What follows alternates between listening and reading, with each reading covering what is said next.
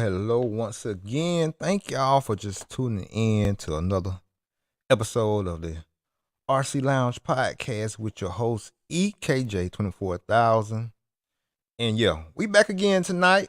Last night we had an awesome episode with Chris Nelson with TNR Fuse, and we coming back tonight with this is my partner right here, my road dog from the West Coast. Coming in, this kind of at the last minute, but we got it working. We got everything on deck, ready to go. He a big baseball man too, so hey, yeah, we got him on deck. Yeah, Mr. Jimmy Babcock is here, ready to jump into the lounge, and we just gonna talk, have a good conversation tonight. And hey, y'all get y'all questions together, and let me bring my main man on up in here.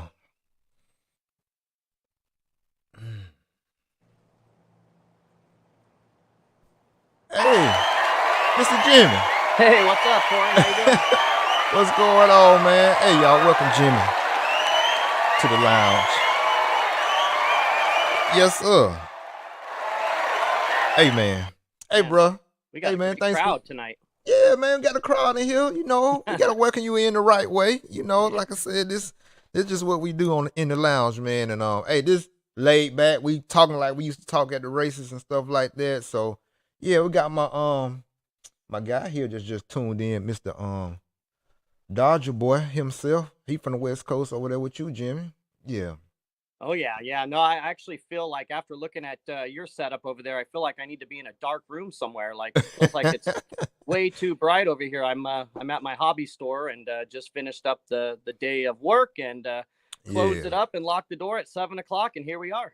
Shoot, that's what's up, man. Like I said, I appreciate you taking time out, man, to jump on with me and just talk about what's been going on and everything. And like I said, man, we just give you a backstory about me and Mr. Babcock, man. I remember when I first got into RC racing, and it was back then when I was working for FedEx Ground, and it was kind of tough for me to get off to make some of the races and stuff like that, but because that back then, Jimmy used to announce like AMS and PNB.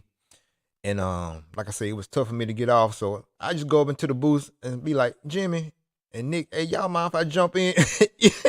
I know it's main day, you know what I'm saying? But y'all mind if I jump into these lower mains and just get some run time? Because like I said, I just fell in love with RC and whatever I could to get in and get some run time and just get out on the pro style track and stuff like that, whatever it was. I'm down with it. You know, so I'll do it. So yeah, man. And Jimmy was nice enough to just let me in and Corey, go ahead on run, man. You jumping to these lower mains, we'll let you run and enjoy yourself. So he looked out for me. So like I said, once I've been blessed and now I'm able to do some stuff and have a podcast and I'm still racing, making the races. So I'm like, let me get my partner on here and we can talk.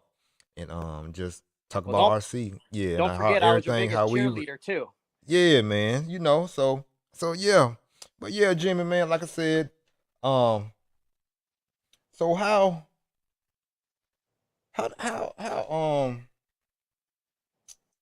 what got you into racing? What got you? I know you was a heavy racer at one time. So what got you from being a heavy racer into race announcing? How did that come about? Well, how I got into racing was back in the early '90s. I believe it was '91. I was a junior in high school, and I was in auto shop, and me and one of my best friends at the time, Keith, were changing the oil on his car, and he had Yeah. asked me to get something out of the back of his car, and I walked around one of those old hatchback Hondas, and I walked around and I looked through the big window in the back, and I saw this RC car, and I said, "What's this thing?" And he's like, "Oh, that's my RC car. We race at this place called Fastlane."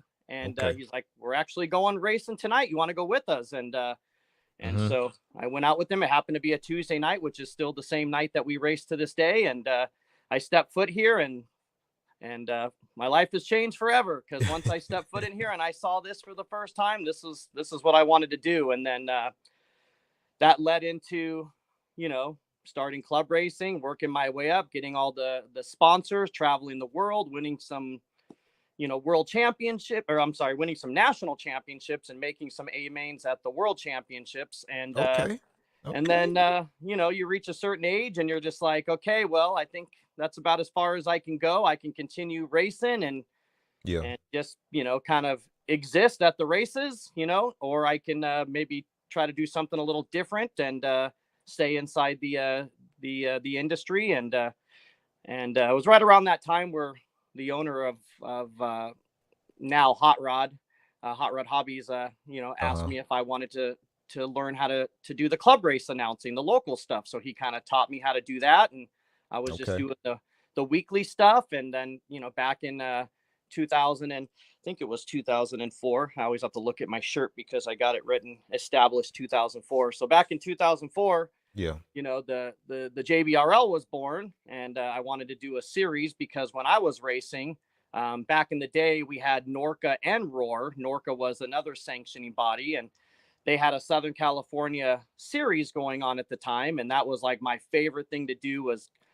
carpool with my buddies. We would all Yeah. head over to whatever racetrack we had to go to that day, and we would have a good old time. And couldn't wait till a couple days later for the points to get updated and check all the point standings. And it was just a lot of fun. And then that went away, and then one of the first things I decided to do was to bring that back and kind of start my own series. And then here we are. We just finished up our 20th season, started back in January of '04, and just finished up season 20. And that was pretty much how it all came to be.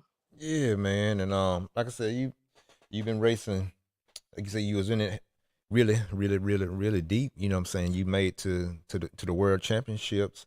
And so okay, through that and just through that time racing and everything, really did the idea of having a JBRL come about? How did you formulate that idea? What brought, what produced that idea of JBRL race league, your race Well, league? well, basically to piggyback off what I just said, I used to Mm-hmm. really enjoy those traveling series races, and I'm like, if me and my buddies love doing this, then there's got to be a whole other group of people, or many groups of people, that would also enjoy this. And when I first started, the first couple years, I had it out as Jimmy Babcock Racing League. That was actually the logo, because I wanted people to know who was behind it. I wanted people to realize that a former racer, a former pro racer, was behind it. Was kind of billed as one of those things, for the racers by a racer. Mm-hmm. And you know, my business plan, I guess, my business statement was to try to go to different tracks, and maybe not the mainstream tracks, some of the tracks that are kind of off the beaten path. Yeah. We've been to backyard tracks. We've been all over the place, and all the way through these 20 years, we've gathered folks as we've gone along. I've had suggestions over the years, like, why do you go to these places? Why don't you just go to the more popular tracks and you'll get more entries? And I said, that's Yeah. not what the JBRL is about. The JBRL is about introducing new people to RC racing and giving, tracks that don't normally see big events, Yeah. giving those guys big events, bringing some of the pro drivers to these smaller tracks so these kids can catch a glimpse of, a Ryan Cavallari and Adam Drake, any of the big Southern California, pros that started And then along the way, we gather people, and you go to this little track, and this guy has a great day and says, "This is the best thing ever. I'm going to follow the series." Next thing you know, now you're bringing new faces to other tracks, and Right. and I just think it grew that way. And we've gone to Northern California, we've gone to Arizona. Go to Northern California one time and Yeah. capture a bunch of people, and the next season group of people drove down once a month from Northern California to Mm-hmm. participate. Same thing from Arizona, same thing from Vegas. So we've reached pretty far, and I'm pretty proud of the work that we've done over the years. I got you, man. And like I said, it's real popular, man, and a lot of people really enjoyed your series. And just from doing your series out there on the West Side, how did it migrate to start doing at that time the races over here with Race Time Entertainment? How did that came about? How did that happen? Well, basically, with everything that I do, well, I'm a firm believer in life that if you're gonna attempt to do something, you want to try to be the best at it. So Mm-hmm. when I first started announcing, I was a stickler. I was a racer, so I traveled quite a bit, and I listened to many announcers through my time, and took a mental note of the things that I liked, things I didn't like. And so when I started my series, I kind of applied, the stuff I liked, and kind of left out the stuff I didn't. Yeah. Uh, and then the way I started seeing things was every time I was announcing, I was auditioning, no matter what, because this was the early stages of, I think Live RC was just getting going. Yeah. And so a lot more people were listening, a lot more people were coming to the tracks. The first year, the entries were like 100, 130, 150, and now Yeah. we're getting well over 300 at the early rounds of Nitro. Right. And so, yeah, I just wanted to bring the people, something, by another racer that's kind of been there, done that. I've experienced everything most racers have experienced at the track, Mm-hmm. from hitting someone to getting taken out to Marshall stepping on your car to everything. And so what led to the race time events, of course, was just putting on a bunch of races. And the word got out, and word got out to Dave, and he had called. And over the years, I've had many people that have come to the races to help, because a lot of these Yeah. these big races is just too much for one person to handle. Back then in the race time days, there was no limit, there was no Right. entry limit. No So I was entry. Yeah. getting I was Because getting stacks of 1,000 entries, and having to put them all in the computer. And now, from what I understand, most of those events are limited. So now one person can certainly do it. But back then, like I said, we were 700-800 people, you right. know, at every Mm-hmm. race. So I've brought guys like, Canyon Thompson, my old school buddy from back in the day. Of course, you mentioned Nick Black helped me for a Yeah. Nick while. Black. Yeah. Sean Miller, Sexy Leg, has been the most recent. So, um, Mm-hmm. yeah, we've come out there, many times, but it just got a little bit too expensive to I fly two got you. boys out here Yeah. from the West Coast, plane trips, rental cars, hotel rooms. So they opted to go with Lance, who was an East Coast guy who can drive to the races, and Yeah. was much more affordable, especially with the limited entries now and one person being able to handle that job. Right. That makes sense. It makes sense. But yeah, man, like I say, cause I remember when you first started doing AMS, and I think at that time before Dave got it with Race Time, I think a friend of mine um The Losi guy, tall guy, I did the first one, yeah, AMS yeah, 1.0. I can't remember his yeah, name. Allen Burton, that's who got me Yeah, into yeah. RC. So Hmm. yeah, man, like I say, my roots run deep too, man. And I remember him, getting me going, and he was doing a lot of stuff with his speed shop, building kits and helping people tune and stuff like that. And then that's, like I said, that's when I met him and got into it, because we worked at a hobby shop in Birmingham called Hobby Town, and we just became good friends, and just going to races with him. And that's how I eventually met you and Nick Black, and start going to AMS and stuff like that, man. And and here we are here today. You know what I'm saying? So, Oh yeah. but yeah, man. So okay, so the reason you really stopped doing the AMS race and PNB was just cause it was easier for Lance and all them to do it. You know, Well, and it was to more do it now. expensive for Dave, Right. like Mm-hmm. every race promoter, Yeah. those races are not cheap to put on. I mean, obviously racers, they want, as much as they can get out of an event. But Yeah. a big portion of them, 95% of the racers have no idea what goes on behind the scenes leading up to a race, after a race, the cleanup, or the setup and the cleanup and the teardown and all that stuff.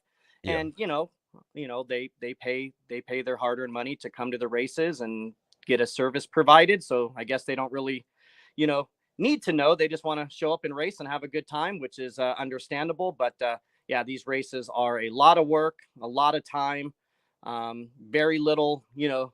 gratitude, very little thanks, on a lot of occasions. So it's Yeah. definitely a labor of love. And Okay. this is my industry. This is the industry that I grew up in, and I love it to death. And I couldn't see myself really doing anything else.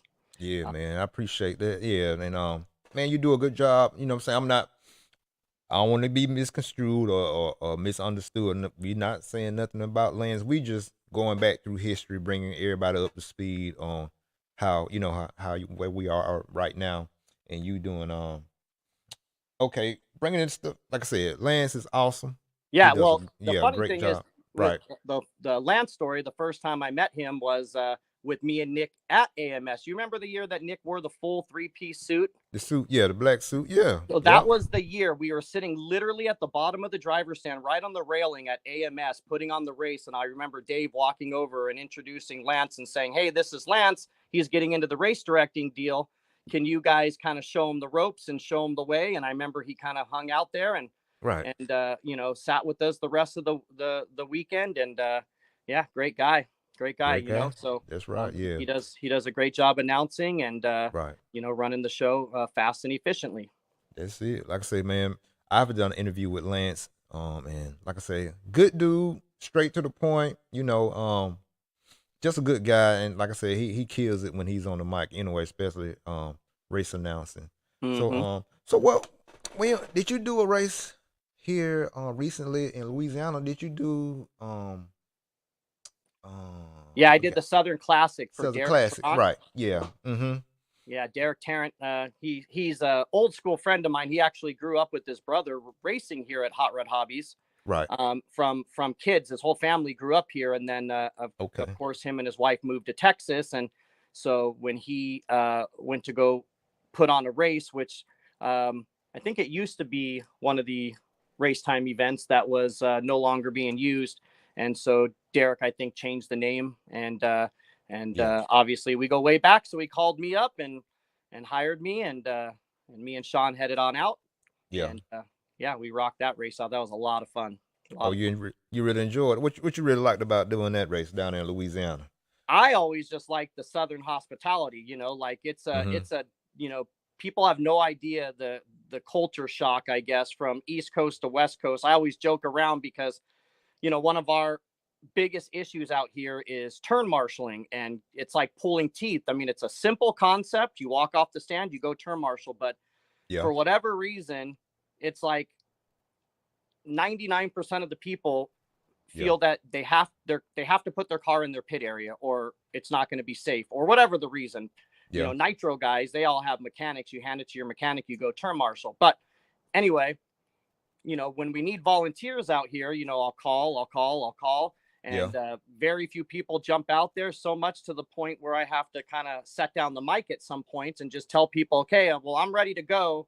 As soon as someone wants to help out, we'll keep going. But until then, I got Oh. nothing. We're done until, and there's, Yeah. 100 people just sitting 10 feet away that could easily do it. But, no one wants to jump out there. So the contrast is when you go to the East Coast, Right. a lot of those race time events that I did, and pretty much any race that I do out there, it's like I'll call for a volunteer turn marshal and 7 people will race to the cone to try to beat the other 6.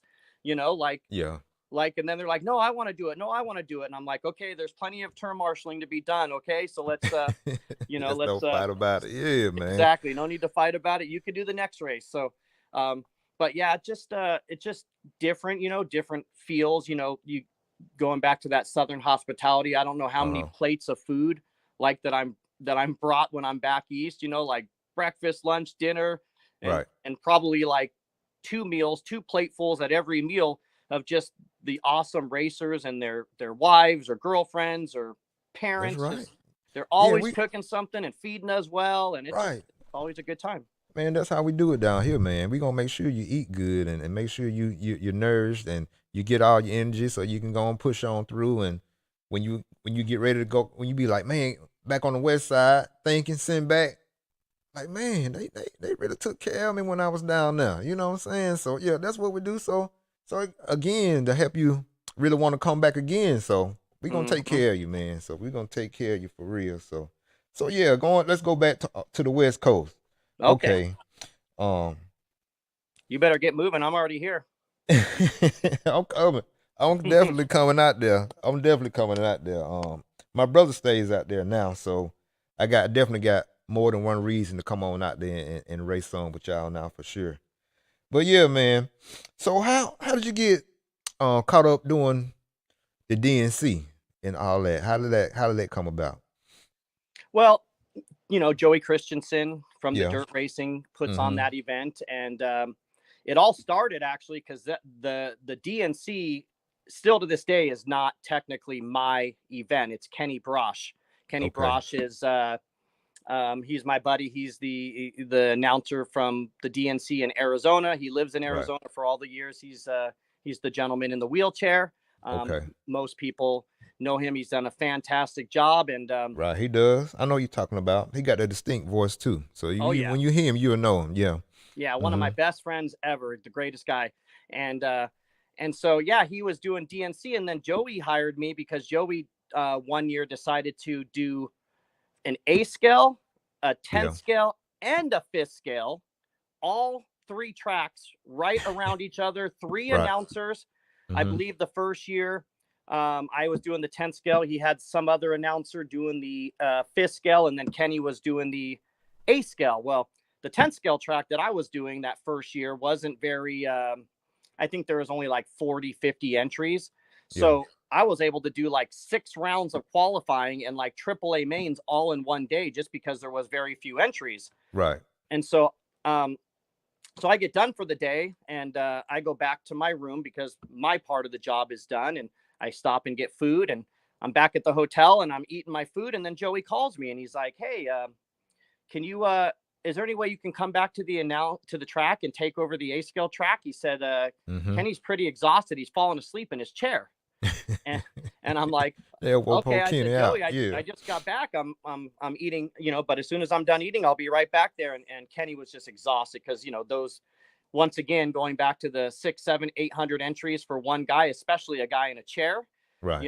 It's just too much. So I ended up taking over and doing the late night shifts. And then from that point forward, Joey realized that, hey, this is a 2-man job. So he basically hired me on as the backup to Kenny for the DNC. And then the Silver State, I mean, I've been announcing that before Joey owned it, when Richard Saxton first started it back in Vegas. Okay, Saxton started the Silver State. Okay. Saxton owns the Silver, or owned. I don't know if he still does or not. I think he still does, and Joey just puts it on. I could be completely wrong, but I know Saxton's the one that created it. It's been at many tracks in Vegas. There was a junkyard track, there RC tracks in Las Vegas where the Worlds was, the Boulder City track. And, I announced all of those. And then, Joey, the first year Joey did it was at the Boulder track. And he asked me to come out and do it. And I just remember, I mean, it was like 60-mile-an-hour winds and just out in Vegas desert, and just everything, couldn't even water the track. The track was dry, like, 30 seconds after the water hit the ground, just because the wind was drying it out. And then, and so, Joey, much like myself, is super loyal. So he saw that I put in the time at all those races that were not very desirable to put on, where it was just miserable conditions. And then, of course, now he's moved it to, well, obviously still in Vegas, but moved it to the indoor South Point Arena. Right. And so now we, we put on that race, and now Kenny also helps out with the Silver State. Um, Okay. but Yeah. it's like DNC is Kenny's race, and I'm the backup, and then Silver State is like my race, and Kenny's He the the backup. backup. That makes Okay. sense. So I yeah, see how y'all do it. Okay. yeah, Okay. So do you agree with George switching the date to March? I am. What? Obviously, February in Paris, California is not, well, pretty much anywhere in Southern California really it has a chance of rain. That's our rainy season. Yeah. So pushing it back to March is only 3 weeks later. So, it's better, but Yeah. there's still a possibility. But obviously, it should be a little bit warmer, and there's a better chance. Of course, everybody just last year the big thing was everybody wanted us to swap the dates. The Silver State, which is in May, the first weekend of May, swap it with the DNC, which Yeah. is in February, so you can have the indoor race in February. But what people don't realize is that equestrian center at the South Point is only available a few weekends a year. It's booked out many, Right. many. So Joey just can't call and say, hey, I'm going to be here on this weekend. Literally, Joey calls and they said, these are your 3 weekends. Pick one of these 3. And that's how he had. And the earliest one, I believe, was the March date. It was cool the first couple years. The Supercross finals at Sam Boyd Stadium in Vegas were the same weekend. So a lot of the guys, they would come up to me and say, hey, can we shorten the qualifiers today? We got to get over to the Supercross race tonight. Oh, And okay. of Yeah. course we wouldn't. So a lot of people would miss that last qualifier and head on over there to get their seats. But no, it's been a lot of fun. And Yeah. Joey's been one of my best buddies. Joey builds all my tracks out here at Hot Rod Hobbies. And, we've just been super loyal to each other, and pretty much everything that he does as far as big scale stuff. He doesn't hire me for everything. A lot of the smaller stuff, he leaves to other people, but he knows that my specialty is the mass amount of people and getting stuff done efficiently with hundreds and hundreds of people. So I got you. I got you. But yeah, man, what you think about this, Jimmy? Since RC is affiliated with a lot of the motocross guys, it seems like a lot of the motocross guys has migrated from motocross over to RC and vice versa. How come you think we haven't really had a race like at a for real like motocross event, more in front of people? What you think about that?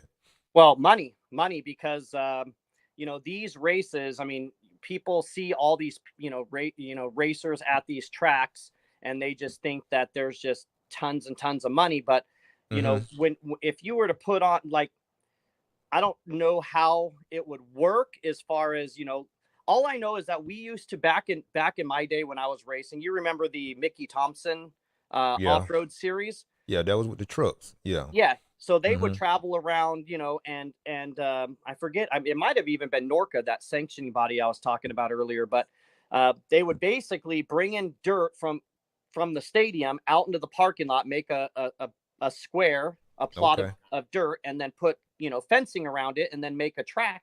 And Yeah. then about 2 hours before racing started on the real track, we would start our racing. So as the spectators were coming in, we would be kind of like right outside the main entrance. Yeah. And I remember on certain events, there would be like literally 5, 6, 7 rows deep around the entire fence of people watching these races. So it's always been a good idea.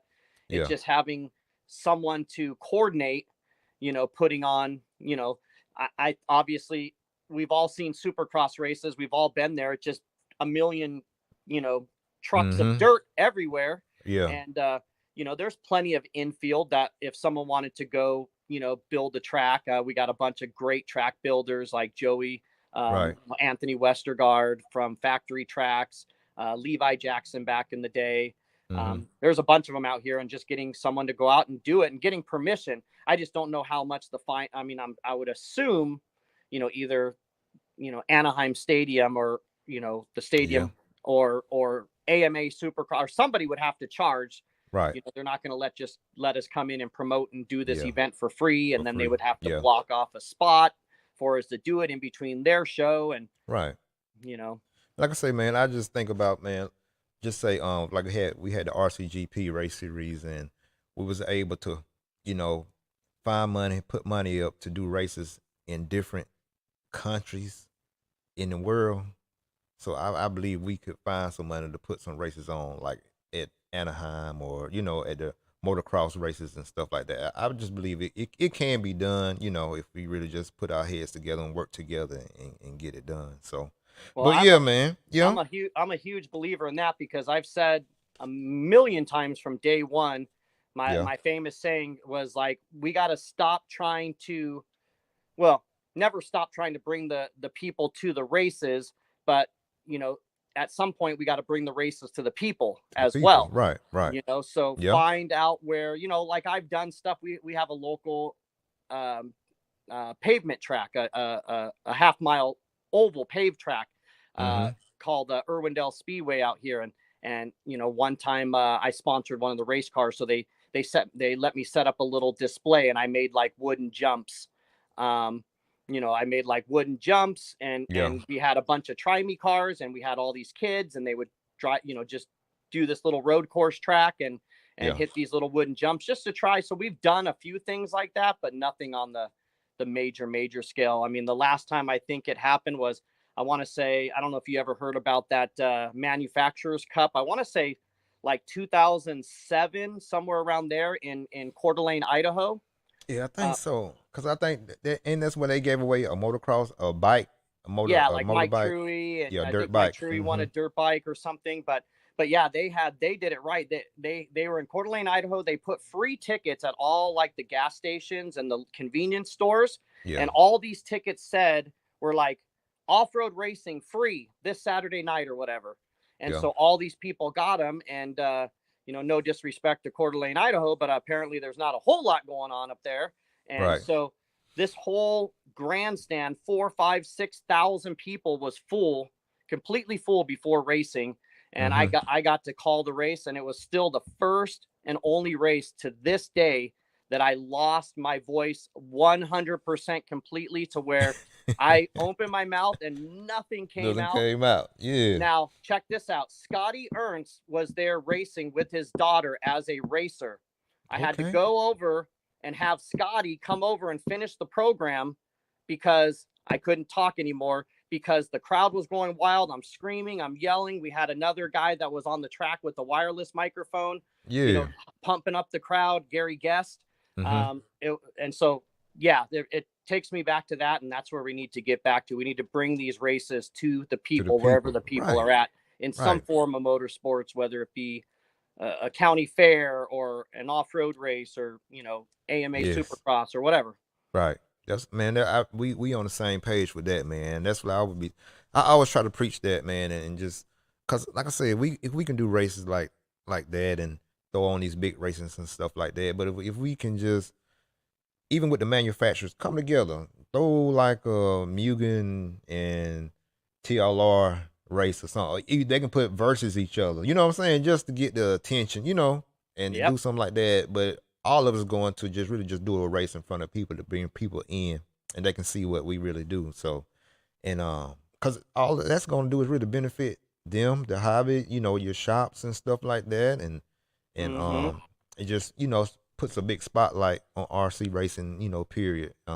So yeah, man. So Well, far as there like might be something coming up. I, been talking with your guest from last night, and there might be okay, something in the works. So, okay, okay, but okay. not my job to talk about that one. Right. I got you, man. I got you. But yeah, bro.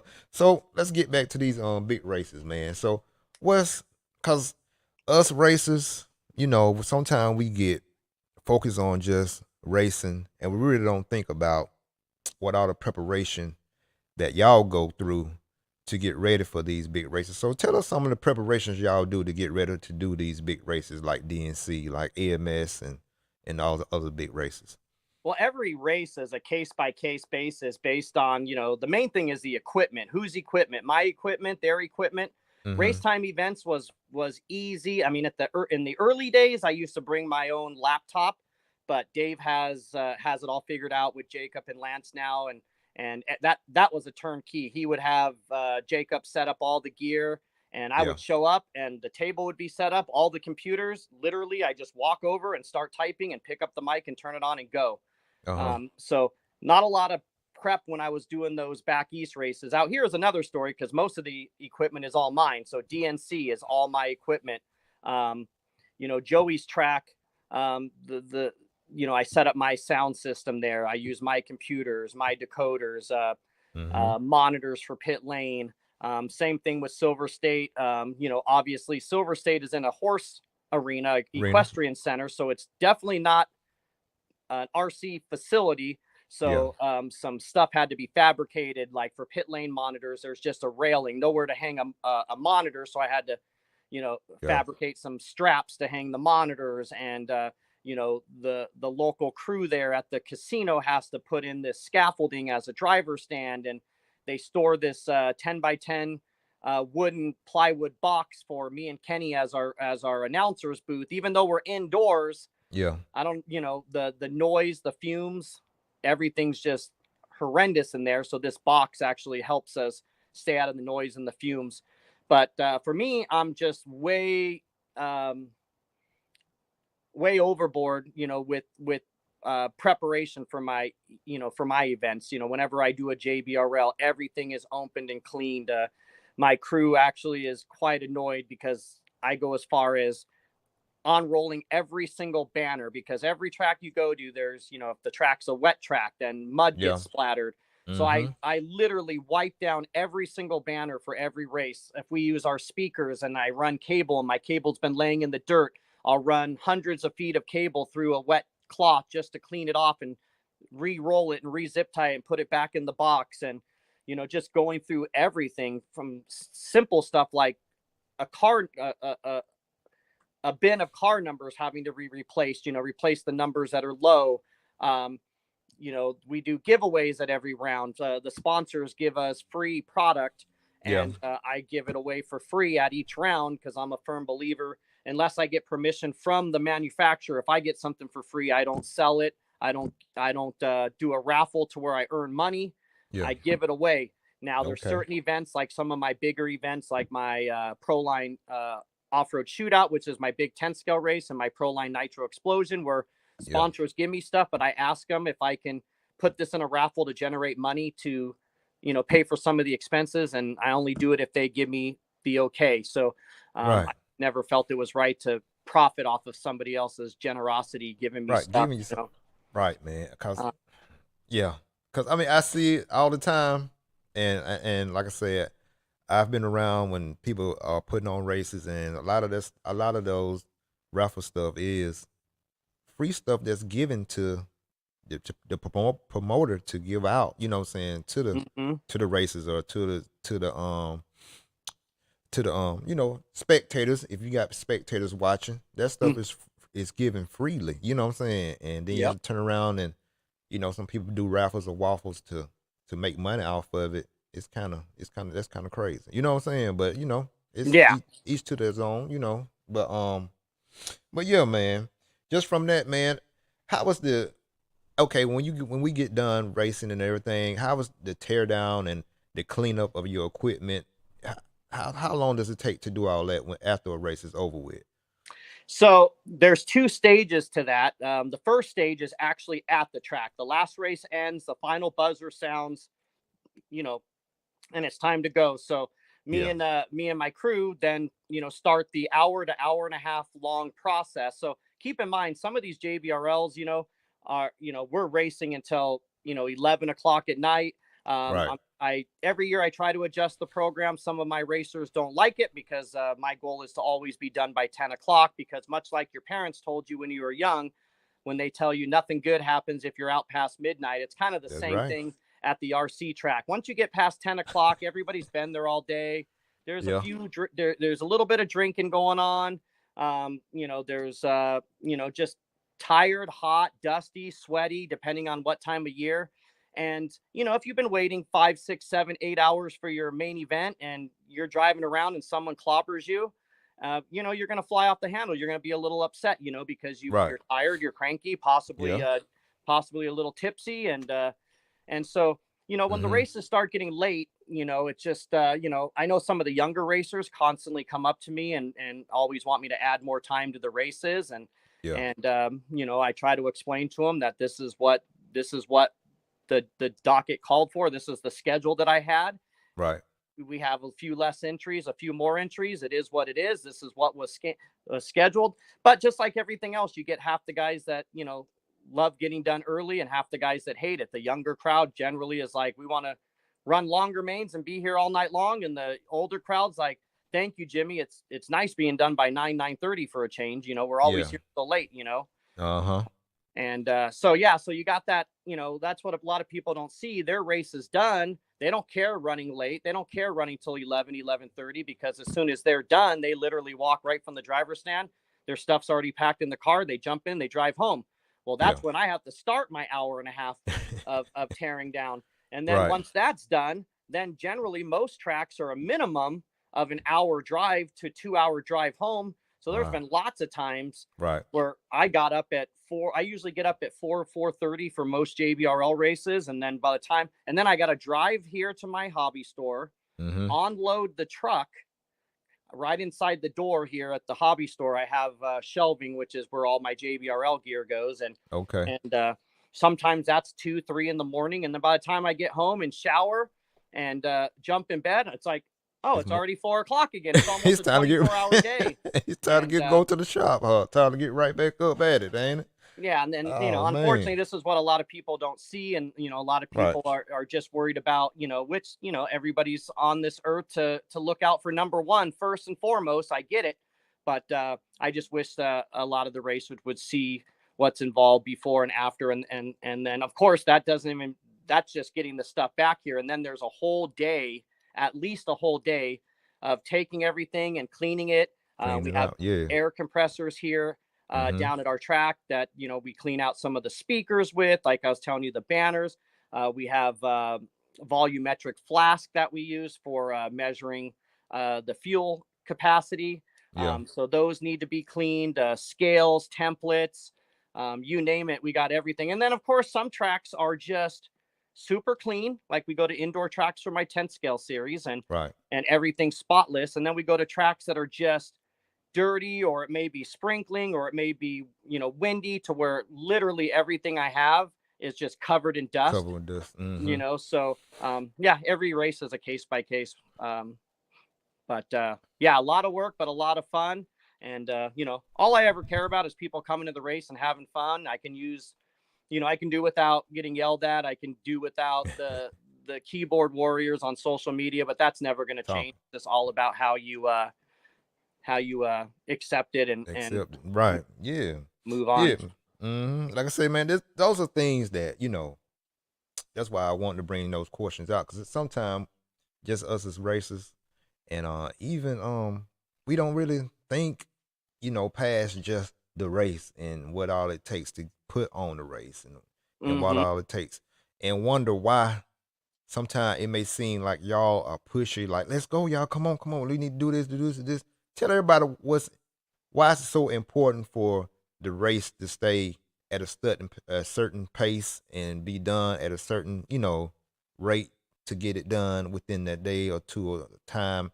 Tell us about that process too.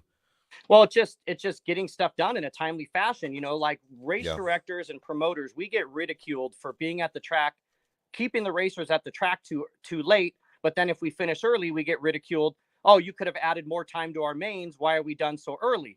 Well, unfortunately, we get it from both sides. So you really can never make everybody happy. So I learned that many years ago. So at this point, I just fall back on my experience, and I'm gonna listen. I get advice from people on a daily basis. Trust me, I get messages, phone calls, text messages. You should do this. You need to add this class, this class, this class. Well, the thing that racers, once again, getting back to everybody worrying about themselves, like the racers, every person has their own agenda.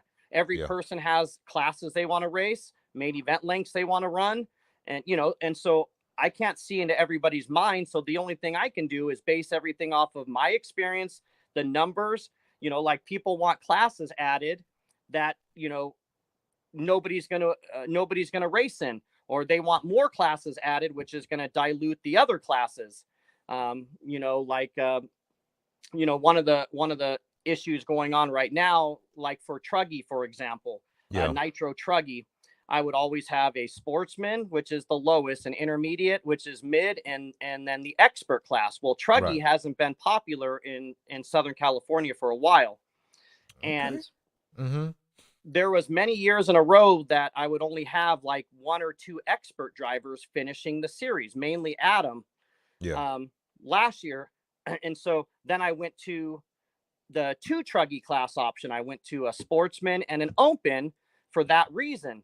And then everybody kept saying, well, we need an intermediate class. And they said, well, we can't compete with Adam. And I said, well, Adam's the only one that finishes the series. It's basically like intermediate plus Adam, like that's what the class is. Now, at the beginning of the series, there's more people. But I tell them, I say at the round 1, there's going to be 7 or 8 people in that expert class. But come round 3, 4, 5, 6, it's going to be down to 1 or 2 people.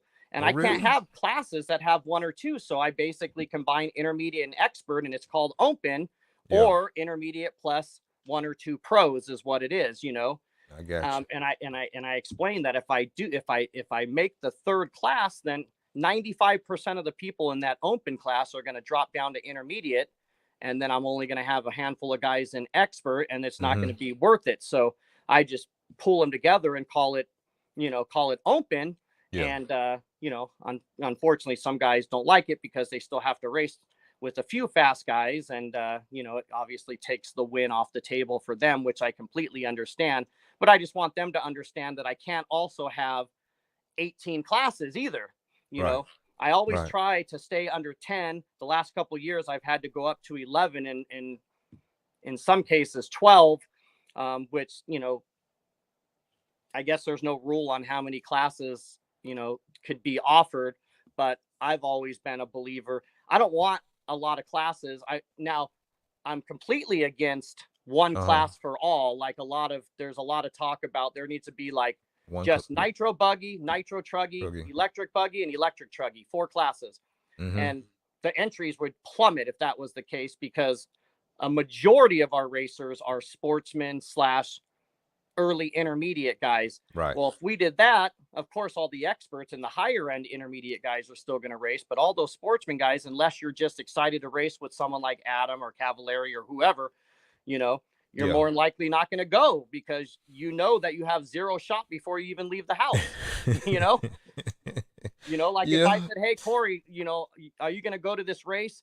And I told you, oh, there's only a nitro buggy and Adam's going, you might go because you're the type of guy that just loves the experience. But if you're the type of guy that just was all about those trophies, and you knew that you had no shot, you probably wouldn't go to that race. But if I said, hey, we're going to have a sportsman, an intermediate, and expert, you're like, okay, now there's classes I can compete in, Yeah, it makes sense. Yeah, it definitely makes sense to have a variety, man. Because, like I say, because people get tired of when they out there with the pros, or even just at practice, that you see people pulling over, or you see people getting ran over by the pro, and this just in practice. So, so that's why it's good to have those classes like that, so you can separate and put the people in the right position. Yeah. So, yeah. And I agree to an extent, but a class has to have people in it. You can't offer a class that's going to end up after a 6-race series with 1 or 2 finishers. That's just, that's just not good business. And, I understand the racers want a class for themselves, but, once again, they need to understand that, this is also my job. This is a business. I can't have trophies for a class that doesn't exist and keep paying for, like, I think it was last year. No, it was a year before. That was last year. It was back to just open, but the year before, Adam was the only one that finished. But at I think it was round 4, 5, and 6, the last 3 rounds, I had awards for top 3. Well, 2nd and 3rd didn't get used, because there was this one guy. And then I had all these extra awards at the finals, which were even more expensive, that didn't get used. So I'm just trying to do my best, and based off my experience, trying to figure it out, Yeah. You ever thought about spreading the series around and bring it over here to the East Coast some? I thought about it, and if I did it, I would still keep it centrally, or I would keep it not centrally, but I would keep it to a region, Right. you I know, got you. Yeah. like I don't know. I know Jason does his series throughout the country. Yeah. And I know like my employee, Mason, Mason Templeman, he's a pro driver for Team Associated for 10 scale Mm-hmm. and pro line. And he travels to a lot of those events. And it's, you know, it's really hard, you know, on him with all the travel and everything, you know, to Right. go for a series. So the average person can't pay for plane tickets to go to 5 races in a series. You're going to get a bunch of people from the local tracks at each round, and then you're going to get the sponsor guys going. So I always wanted to have a series that was like from rookie all the way to expert. Yeah. I always favored the more entry level guys. I'm one of the, you know how most races you go to, you know, the expert or pro classes get like 45 minutes, and then like intermediate or 40 plus will get like 30-minute mains, and then like sportsman will get like 20-minute mains or Right. 25, you know. Like Mm-hmm. I've always been a believer that all my mains are going to be the same length from sportsman to expert. Expert. Yeah. And so, you know, I've always been a believer that everybody pays the same amount. We all put our, you know, pants on the same way Same every way. morning. And Right. you know, I've never been one to favor the pros. Now, with that being said, you know, I was one at one time, and I really appreciate the ones that come out. You know, Cavallari's race series. Adam has been a huge supporter of the JBRL for many years, and I Okay. appreciate all of them because they do bring credibility to the series. You Yeah. know, and you know, having those big names there is awesome. Yeah. But obviously, you know, I'm more focused on the sportsmen. When we give our giveaways, we exclude all the expert classes, and we try to focus on the sportsman classes with all of our giveaways. Mm-hmm. Um, and yeah, that's how it's always been. Cool. Cool, bro. And so okay. With that being said, um, going back to your race, JBRL, um, is it is is it just one A scale or 10 scale for both? How do you separate the two when you get ready to do the series for A scale and 10 scale? Um, What do you mean? Like, you know, obviously it's two different series. right. There's tracks that are A scale tracks, and there's tracks that are 10 scale tracks. So, Mm-hmm. you know, we obviously, or I obviously contact. That's why today's a good day, because what a lot of people don't realize is that the bulk amount of the work when it comes to the JBRL is in the month of December. Why everybody's trying to hang out with family and friends and do Christmas shopping, I'm buried Right. in my office talking on the phone and sending emails for the whole month.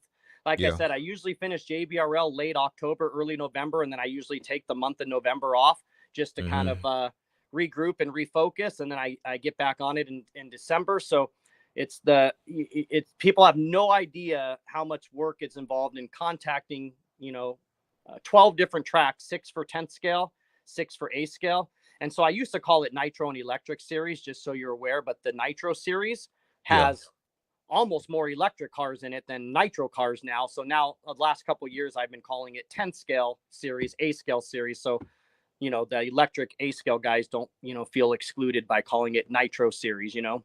Okay. um So when you get ready to do the 10 scale series, and mhm.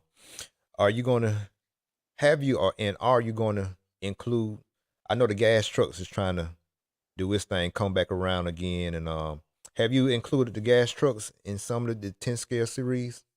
I have not. No. Once again, it's more about knowing what you know, and Mm-hmm. going with what you know is going to work.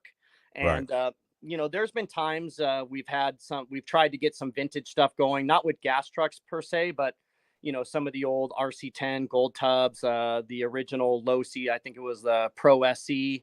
Okay.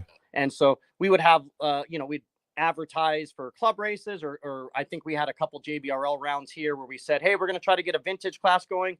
And no matter what we did, it was just always like 3, 4, Three, 5 of them four. would show up. Yeah. We've done the same thing with some gas trucks, and you know, I see Adam's going to be doing something up in Idaho pretty soon, and I'm really hoping that works and that takes off. But the issue you run into is that no one really makes a current one, you I know, and got you. that's the issue. So if someone were to, you know, like that race up there, if you had an RC10 GT or an Adam Drake 2, one of these cars, Yeah. and you broke, you would probably be done. because that's the issue, is you can't walk into any store now and just buy these parts off the Parts, yeah. wall. So Yeah, unless man. you just stockpile your pit bag with all these parts, you're going to be in trouble at some point. So I think that's one of the reasons why a lot of people like the vintage thing isn't really, happening. It's more of Yeah, a collector's thing, but I racing the got you. vintage stuff is just not Yeah. really happening. I know they tried the vintage nationals and it was successful for a while, but I haven't seen much lately about that stuff. So I'm I crossing my got you. fingers for Adam's thing going up there. Yeah, And it's probably gonna be good. Like I said, because Ignite came out with their mhm. gas truck, conversion kits and stuff like that. So maybe maybe Adam may can get something going with the Yeah, gas truck again. Yeah. So yeah. So why do you think more pros doesn't have like their own like race series or that Mayfield race or Lutz race? You know what I'm saying? Put on races like that just to grow more attention and bring more attention to their brands and stuff like that. What you think about that? well, yeah, that's a good question. I don't know how to answer that, because it's like an individual, a pro driver having their own race is just something that you don't see. And Yeah. now it's not that it's unheard of, but obviously most pro drivers aren't announcers, so that's the first thing. Yeah. But most pro drivers can hire me or hire, Mm-hmm. Lance or Lance, yeah. Kenny or whoever. They can hire one of us to do the race. But I don't know. I just think they have their it didn't even, like, I'm thinking back to when I was a pro driver, and it didn't even cross my mind. I was just trying to win races and Right. trying to That's be the true. best I could. Putting on a race was like not even Yeah. something that, and so I'm pretty sure most of these pro drivers are the same until they get older, like where you're at, like Hmm. Lutz stage or like Drake stage. Like Drake just bought a hobby racetrack. Yeah. Lutz is branching off. I think Tebow just announced that he's what is that, hot race distributor or team manager or Manager. something. Yeah, I heard that. Yeah, I heard it on Keenan's show. Yeah. Yeah, No yeah. name. So Mm-hmm. as we get older and we're in our racing career, we try to find some, different ways to stay in the industry. Some of them are, being team managers. Some of us are buying hobby shops and starting racing series, and but yeah, you know what? I've never even thought about that question. I'm gonna have to talk to, next time I see Adam Yeah, or man. I or just really Ryan, just or I'll have yeah. to say, hey, have you ever thought about putting on a race with your name or whatever, and just see what they're doing, Yeah, I just not it really just I just not thought about it. So but Yeah, yeah, that'll be good. But yeah, Big Ty, man. Oh, Big Ty said it right there. Constantly traveling and making that's appearance at the probably track. So right. yeah, that's another thing. But these guys are gone quite a bit. But they have plenty of weekends off that if they really wanted I to wanted make it to. happen, they can. Yeah. Like Adam's starting to branch off. He's obviously having races at his track. We do JBRLs there. He has his annual Toys for Tots, so he's starting to put on some races over there. So, and Yeah, man. I remember last time I talked to him, he's like, I have a I'm paraphrasing. These weren't exact words, but more or less, he says, "I kind of know what you're going through now. I kind of feel your pain at this point now after Yeah. buying this track and putting on some races." So I'm like, okay, we need more people to grab the mic and put on these races so they can see Mm-hmm. how How I feel. quote unquote easy it really is. And I'm just mad Yeah. at myself because from day one, I've been such a perfectionist and making sure everything's perfect and every T is crossed and every I is dotted. And I have backups for backups, and everything I Mm-hmm. own, I bring a backup. And every time there's a problem, it's so seamless because me and my crew handle it without any hiccups and anybody knowing, to where now, unfortunately, it makes it seem like it's easy because we've been doing it so long and we make it seem effortless that now it just seems easy to the outside world when it's really not. Mm-hmm. Let me ask you about this, man. What you think about the dirt bike, man? The moto, the bike, the RC bike. What you think about that? Have y'all had anyone trying to race them up there at your track so far? Well, as far as the bikes go, I think they're pretty cool and they're fun. Getting them, I'm going to stay out of that subject because that was a nightmare.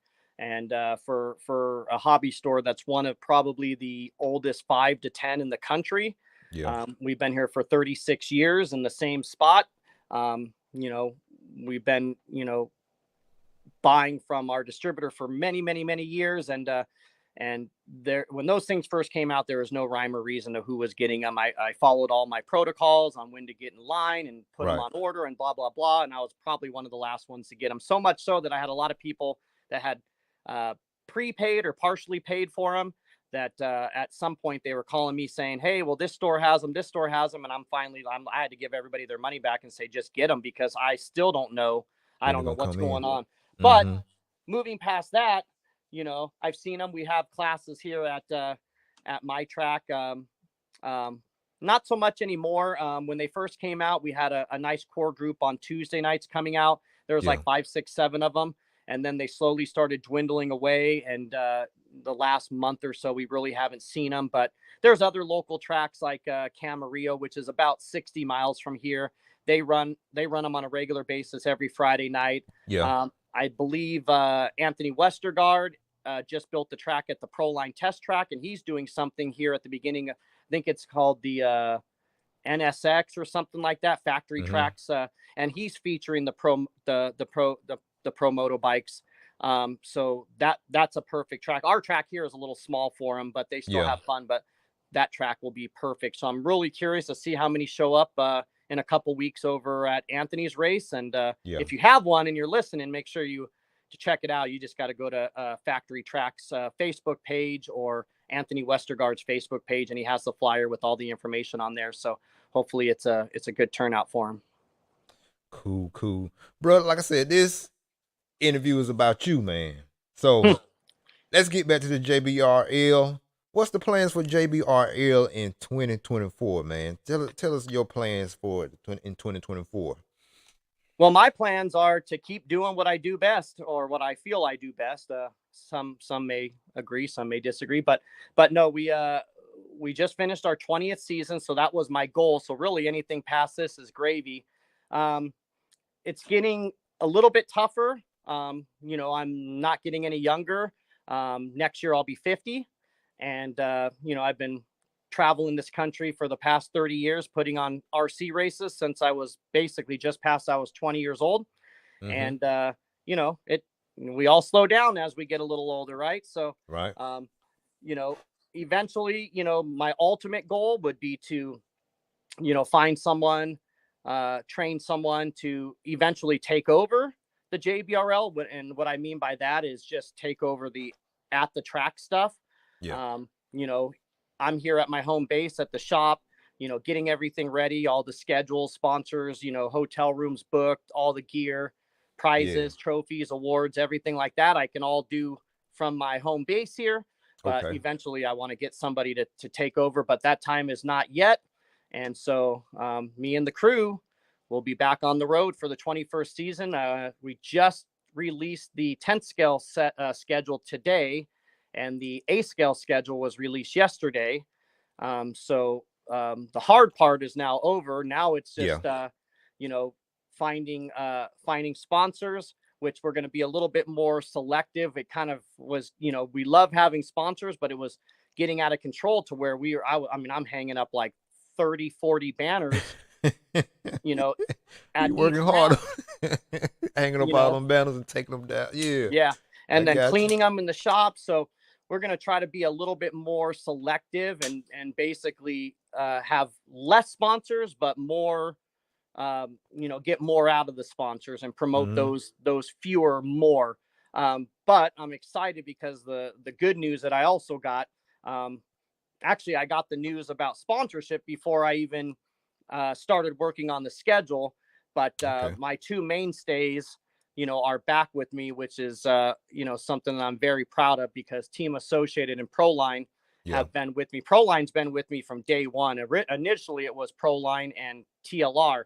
TLR got to the point where they couldn't do it anymore, and Associated invited me down and took me out to lunch, and I proposed what I was trying to do, and they agreed, and they've been on ever since. And what they and Associated, they offer, obviously, in my opinion, the best kits out there, and they hooked me up with roughly 17 to 18 car kits, 10 scale, A scale combined, 18 car kits to give away to the racers, the champions at the end of the series. Now, I don't give no car kits to sponsored guys. I don't give no car kits to the mod classes, because that's where all the sponsored guys are. And my policy is the highest non-chassis sponsored driver gets the kit. I don't care if you're 1% or you're 100% or anywhere in between. If you have a chassis sponsor of any percentage, you cannot get the car kit, because you know, that kind of defeats the purpose. And heck, I think the record one year in the 10 scale series, we ended up awarding the car kit to 13th place in a class because the top 12 were all chassis sponsored. That was back in the day when we did used to give car kits in our mod classes. Right. So okay, bro. Okay. So tell about some of the dates you got planned for the JBRL. Well, the big dates, of course, are the opening rounds. Opening rounds, and you know, starting with my A scale series. Last year, my opening 2 rounds were about 350 entries, and this is a 1-day race, Corey. So this is these are tough, and unfortunately for the racers, when it gets to that level, you have to adjust the program because we just can't simply just be naive and race till 4 a.m. and not even think about it. So I have a policy in place starting last year, and it's going to continue this year, where if we over a certain amount of entries, then we have to go to a 1 round of qualifying program. Now, the racers aren't super happy, but now 1 round, that's kind of tough. Unfortunately, there's only 24 hours in a day. The problem is the easiest answer for everyone to tell me is just limit the entries. Well, in my opinion, you can't do that in a series because say for round 1, I said, okay, we're only taking 200 entries and we shut it off at 200 entries. Well, then all those folks, we had 350 at the first round last year. So that extra 150 entries would have not got to race that first round. The program would have been awesome. We would have got longer mains. Everything would have been awesome for those that were there. The problem is when you get to the later rounds,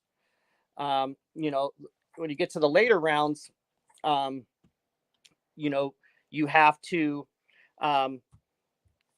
kind of keep it, keep the morale going and make sure that, you still have people filling up these classes. And so when we get our first round this year, I try to go to a track that has the biggest footprint, if you will, because that 350. So anyway, the 7-minute qualifier, just so you know, we don't do the overall run. We do the 5-lap average.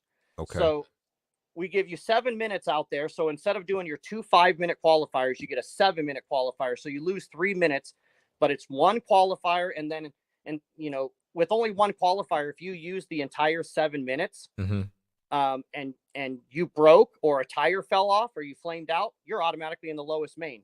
That's it. You're 1 qualifier, right? Yeah. 2 qualifiers. If you break in 1, you have the other. If you break in both, you're out of luck. Okay, that's how it goes, right? Yeah. But using your best 5-lap average, you can break, you can flame. I've had guys flame out in TQ. I've had guys lose a tire, run over, get another wheel nut, put it on, and then go back out there because all you need is that 5 laps. So if you do 12 laps, it's just taking your best 5 and averaging those and then doing it. And so last year it was like over 300 entries. We had to do 1 round of qualifying. 250 to 300, we did 2 4-minute qualifiers.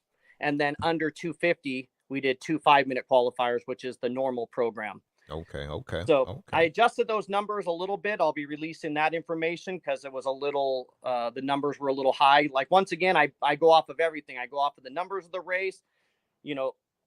Every time we get done, it's time stamped on Live RC. So I know exactly when we finish each day, and I have a target time of finishing. So there is a method to all of this madness.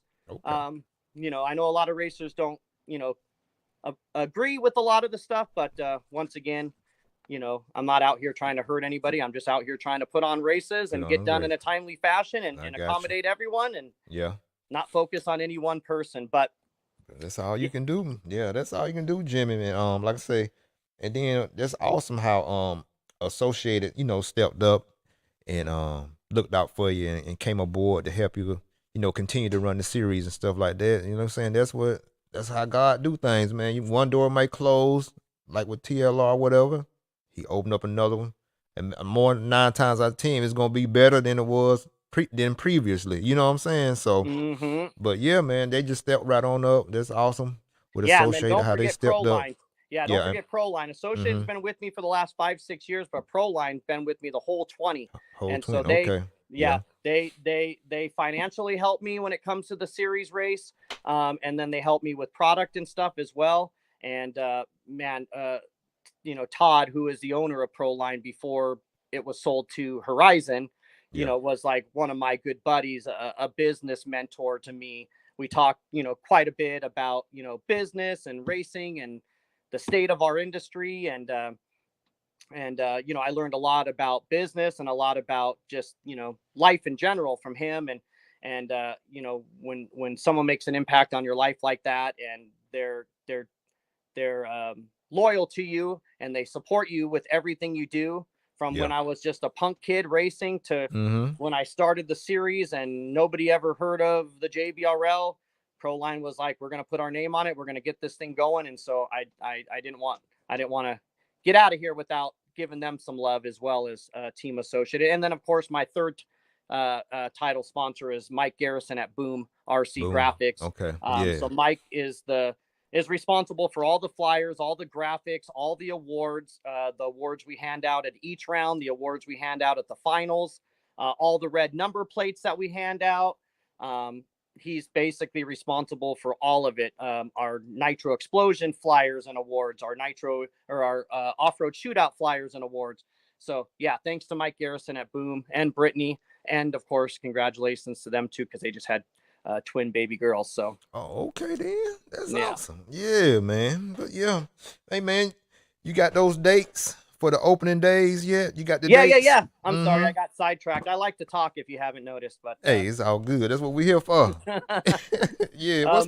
Yeah, go ahead. But starting with the A scale, that one was finished sooner. I was actually working on the 10 scale series first, but I was waiting for one track. One track was holding up the release, just because I can't release unless I confirm the date, right? So we're starting off again at the dirt, which is Joey's track, which I was beginning to say, before I lost my train of thought, I was beginning to say that we like going there because it's a huge track. Yeah. You can fit 16, 17 people on the driver's stand. Out of all my rounds for my whole entire A scale series, it's got the biggest track and the most amount. So with the most amount of people, you can run more people in a race. Therefore, you have less races. So we always start there at the dirt, and that's going to be April 13th is our opening round. And then from there, we move over to probably Southern California's most popular track, which is Thunder Alley. Thunder Alley Raceway, and that's in the city of Beaumont, and that is May 25th. That'll be round number 2. Okay. And then we move to a track that nobody gets to use except for a few hand-picked select few. And myself, I've been fortunate once again, because of my relationship with Proline, to be able to use this track. I already talked about Anthony having a race there in a couple weeks, but it was built as a test track. It's Proline's facility where they make all the tires. And then out back, they built a test track so they can obviously test their tires. Well, they have an awesome sound system and awesome lights, like stadium lights. They have an awesome driver stand, pit lane, everything. And they were never doing any races. So I said, hey, let's put on races. And so they let me come in. There was a couple other guys from back in the day that were allowed to go there. I call it Proline Raceway. It's actually called the Proline Test Track, but I just call it Proline Raceway, and that'll be July 13th. That is round 3. And then we move into August. So now we start getting hot in Southern California, really hot, triple digits. So this round I took to the beach. Channel Islands RC Raceway is my round 4, which is literally, you could probably throw a rock and land in the ocean. It's probably about, well, I would have to say a mile would be the most. Really? That right close? There. Yeah. That close to the ocean. You can literally walk there. And so when it's 110 degrees everywhere else, it'll be a nice high 70s, low 80s out there. So that's where we'll be in August, hopefully. Awesome. Yeah. So that's round 4. And then round 5, we go from the coolest track to the hottest out in Palm Desert, which is Adam Drake's track. It was called Palm Desert RC Raceway, but it's now called the Drake Raceway. Oh, the Drake. Okay. Yeah. And that's in Palm Desert, California, which is the farthest eastern track, closest to you. Not quite close, but closer. I got you. And so that's September 28th. And then we end it here at the small track, Hot Rod Hobbies, which is my track. And Yeah. that's on October 26th. I like having the finals here because I get all the awards, all the prizes, all the car kits, all the trophies, Be everything right there. is all Mm-hmm. shipped here at the home base. And then I don't have to travel very far. There was a Right. couple times where I had to go. I think one year I had the finals at Thunder Alley, and then I had to have one of my crew members bring his truck because we had to take all the stuff over there. So it's just much easier to do here. Yeah. Um, Cool. Okay. so that's the A scale series, and then the 10th scale series. Mm-hmm. That one's going to kick off on Easter weekend. Didn't every time I've had a race on the Saturday, Easter's on the Sunday. It's been pretty good. And so we're always done like 7, 8 o'clock, 9 o'clock. And so it's not super late nights, but SDRC Raceway, which is in San Diego, that's our first round. Sean Story is the owner. Brendan is kind of running the track down there, but that's March 30th. That's the opening round this year. I don't believe SDRC has ever been the opener. And then we go from the farthest south track to the farthest north track, which is Bakersfield, which is Rain Man's Hobby and Raceway. That's May 11th. That'll be round number 2 for the 10 scale series. Yeah. And then Coyote Hobbies, which is over in Victorville. We weren't there last year. They had a lot of other events going on, so they declined last year, but they're back with us this year. And so they'll be round 3, June 29th. So for my 10th scale, obviously the A scale is all outdoors, but the 10th scale, those first 3 that I just named are all indoor tracks. Indoor. Okay. And so I do that because that could be the rainy time. I try Yeah. to run those first. I do that for many reasons, mainly the weather, but also if someone's committed to the series, then they can run the 3 indoors first and keep that indoor setup going. And then we switch to the outdoors and they can switch over to that outdoor setup, Mm-hmm. Makes sense. Yeah. Make sure you get all the races in and all of us out the elements. So that's a good idea. Yeah. So then Right that's on our time. 3 indoors. And then we moved to outdoors, or back. They were having some permitting issues, but they're back now, which is a track out in Camarillo, which is another one. This one's 5 miles from the beach. That's July 27th. Once again, I picked the hotter month. And that's called Freedom Park Raceway, part of the Roadrunners RC Club. Yeah. So that's round 4, and that'll be July 27th. And then first time to Joey's track. So Joey's track, he's got the big A scale track for the that we're going to start our Nitro series or A scale series on. But he also has what he's called the Dirt Junior, which is a little 10th scale track behind the A scale track that he runs as well. An outdoor, fluffy, loamy, like step pins type of tire track, Old school. throwing a roost. So we're going to go there for the first time, and that's called the Dirt Junior. That's September 7th. That's round 5. And then once again, the finals back here at Hot Rod on October 19th for round 6, our finals. So hopefully we can get everybody or most of you that are out here on the West Coast to visit us at some or all of these events. That would be awesome. Yeah, man. So what you gonna is anything specifically you want to focus to do this year that you haven't done in the past years? Just to separate, just do something different, separate. Anything you thought about? Everything that I've thought about, we pretty much do. I always implement stuff kind of like on the fly, like as far as classes or different fun activities or different events. We just lost a Southern California staple. Jose Castellan passed away yesterday or the day before, and he was just the greatest guy. And so we're just kind of going to dedicate the series to him. And I think we're going to name, in 2014, he won both. I think it's 2014. He won both Sportsman Nitro Buggy and Sportsman Nitro Truggy JBRL championships. So, so I think this year we're going to call, the Sportsman Nitro Buggy Award, the Jose Castellan Award. Name it after him. Yeah, that's awesome, bro. For this season. So just little things like that. But, I'm a creature of habit. So I'm not a huge fan. Like if I had a nickel for every time someone had an idea about a race program or how to do this, that, or the other, and I'm all for trying it. I've tried a bunch of different things Yeah. over the year, not necessarily in the JBRL, but other events that I've done, some back east stuff. I've done stuff that other people, I mean, little stuff. I'm like, you know, when we have term marshal issues, people are like, well, then don't have people term marshal the race right after theirs. Have them term marshal 2 races after theirs. Mm. So that then you don't have to wait for them to talk to their mechanic and go back to the pits. They can do Okay. all of that stuff. And so, like, if I'm in race number 3, then race number 1's coming back out to term marshal. Well, Yeah. I was never a fan because we tried that. And, what I always felt that once you left the track area, you were gone. Yeah. And so at least if you term marshaled after your race, yeah, we might have to yell at you a bunch, but you're still within earshot of the PA system and the driver's center, the track area.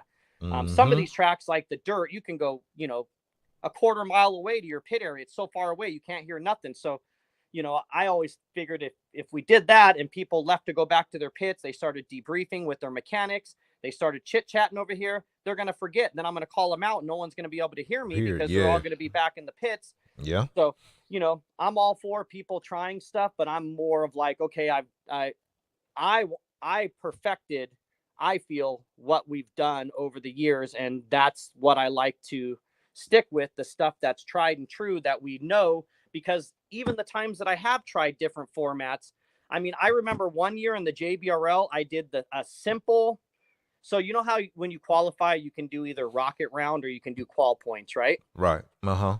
So I did qual points, but since we were only doing 2 rounds, most of the time when you do qual points, it's best 2 out of 3 or best 2 out of 4. Okay. Well, when you only have 2 qualifiers and you can't use both of them in their entirety, because once again, you have no room for error, you have to use 1 out of the 2 qual points. Well, I explained it at every driver's meeting. I put out posts explaining exactly how it works. And I would Yeah. still have people go, well, how come that guy out qualified me? I won my race and that guy finished 3rd in his race. And I said, well, you won your race with the 10 lap, 5:18. He got Mm-hmm. 3rd in his race with the 10 lap 5:02. So he was Okay. 16 seconds faster than you. He just Faster. happened to be in a faster heat. Mm-hmm. And they're like, well, Yeah. that doesn't make sense. That's BS, blah, blah, blah. And I'm just like, okay, you try to Come on, do man. something new and people are more confused. And then Yeah. you go back to doing stuff that people are Yeah. used to and Used to. everything works out, Yeah, I know, bro. Yeah, man, and it's hard to please everybody, but Oh, yeah. long as you feel it's legit and you doing it sincerely in your heart, man, hey, do what you know is best. You know what I'm saying? You've been doing this for years. This ain't your first rodeo, so you know what the deal is. And Yeah. have And you ever have you it's ever tough. thought? It's tough because Yeah, people, when someone offers you their opinion and you don't, take it per se, yeah, you listen, but you don't implement it, then, then they get upset because, once again, we all have the best ideas, right? yeah, And I just want people to realize that I do listen to what everybody says, but at the end of the day, if I don't do something someone says, it's not because I'm trying to spite them. It's because right, I don't feel it's going to be best for my program, period, yeah. I you know, got you. Yeah, and that's it. yeah, man. So yeah, but have you thought about like doing any like having a clinic or something? You know what I'm saying, like a day before. Have you tried that or? Um, Like with a pro racer doing a yeah, clinic. I've thought about it. Yeah. And, Mhm. I know Adam and, I know Spencer does them. I know, I think Jared's done some. I know, Lutz does some.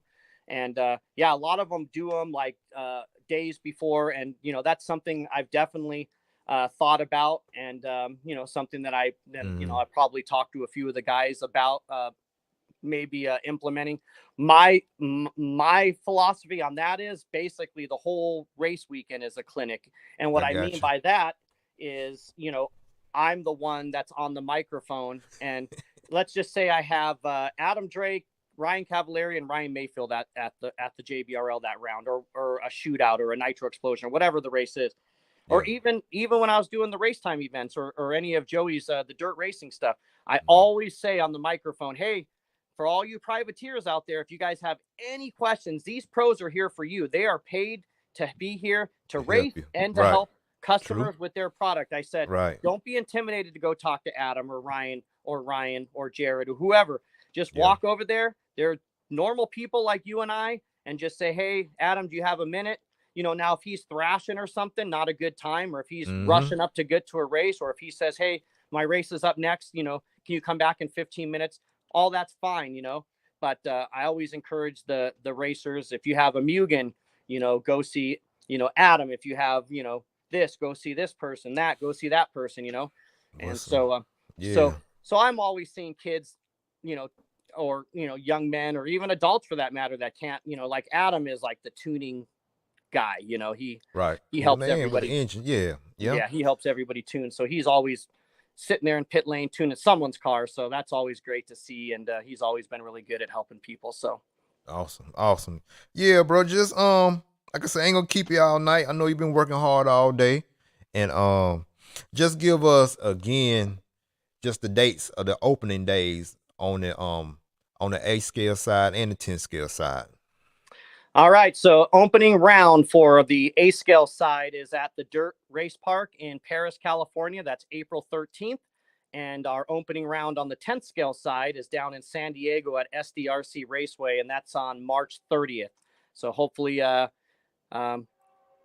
everyone listening out here from Southern California can make it to those rounds, and then the rest of them are on Facebook. You can like the JBRL Facebook. You just search JBRL. Instagram, at the JBRL. And of course, our website, which back in the day when I was a racer, I bought jimmybabcock.com for my racing. Well, then when I went to start the JBRL, I'm like, why get another website? Just use this one. I'm not really using it for the racing anymore. So I kind of converted that over to the JBRL website. So all the information as far as schedules, past champions, points, photos, anything you can think of. Yeah. It's all at jimmybabcock.com. Shoot. Awesome, Jimmy. Hey, man.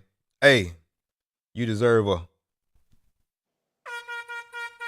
I love it. Hey, man. Great job. You didn't even ask me about the Lakers and Dodgers for 4 hours. I saw a couple people in the chat. Hey, man, like I said, man, I want people to come out here and feel like, they really been in the podcast and just this is just great for the fans and for the from a RC family, man. Like I said, I really don't call them subscribers. This is my family. You my extended family out there on the West Coast. So yeah, bro. So yeah, man. Like I say, bro, I totally appreciate this. I know this kind of we talked about it, a couple of weeks. I know stuff came up, but we still got it in. And again, bro, I totally appreciate it. Well, I appreciate it. I watch all of your episodes, and I'm a big fan. I'll be sitting in my office, and I'll kick your podcast up there, and it'll be in the background when I'm either paying bills or calculating points or booking a hotel or whatever I'm doing at the time for the next event. I got you in the background whenever you got a new episode. So I encourage everybody to keep following and keep subscribing and do that. Yeah, man. Yeah, Jimmy, because like I said, Jimmy, only like what I'm at 994 subscribers. So 1,000 coming up. 1,000 coming up fast. I've been telling them to go subscribe because Jimmy, every time I do a milestone, I try to always do like a giveaway. Just say thank you. You know what I'm saying? So, and with my giveaway, right? EKJ 24,000 on YouTube, right? Yeah, that's it. Just go there and subscribe. And like I say, after each milestone like that, I always do a giveaway, and I always try to do a pretty good giveaway. That might be giving away an engine. You know what I'm saying? In the past, I have even been blessed enough to give away a whole kit. You know what I'm saying? So I try to make it worth the effort that my RC family has blessed me to get to this point. So yeah, man. Like I say. Well, with that being said, I have a hobby store, so I'd like to donate to your cause too. So anytime you need a kickdown, whether it's like an engine, a kit, a battery pack, a charger, anything that's going to get, go to one of your subscribers and make your channel and your podcast better, you just hit me up and I'll send you some stuff to give away. bro. I appreciate that. I appreciate that. Hey, Jim. Hey, let me give you. Hey, man. I love it. Hey. I love it. T-shirts. We'll send you T-shirts. All sorts of stuff. Yeah, man. Like I say, bro. Like I say again, man. Totally appreciate it. And bro, you be safe out there on that West Coast. And we gonna get on up out of here. I appreciate you again. And we gonna leave on this. See, I do Christmas music, but this just something a little different. You know what I'm saying? A Christmas music with a little twist to it. You know, so. Oh yeah. Well, I appreciate you having me on, Corey. I really do. Like I said, I respect what you're doing. I appreciate what you're doing. I want everybody to hear you, so go ahead. So yeah, like I said, totally appreciate it, Jimmy. I thank you, man, and definitely when the series get going a little bit and you have like a pause between the races, we gonna definitely get back on here and do it again, bro. And I appreciate you, man. Yeah, appreciate you. We'll do a mid-series podcast Like maybe at the follow up, middle of the year. We'll get it done, and I'll give you a first half review and a second half preview. How's that? That's what's up. That's what's up. Hey y'all, like I said, this is EKJ 24,000 here, you know, on the RC Lounge podcast, and Merry Christmas. Merry Christmas, everyone. I appreciate y'all. It's time to go to bed though, okay?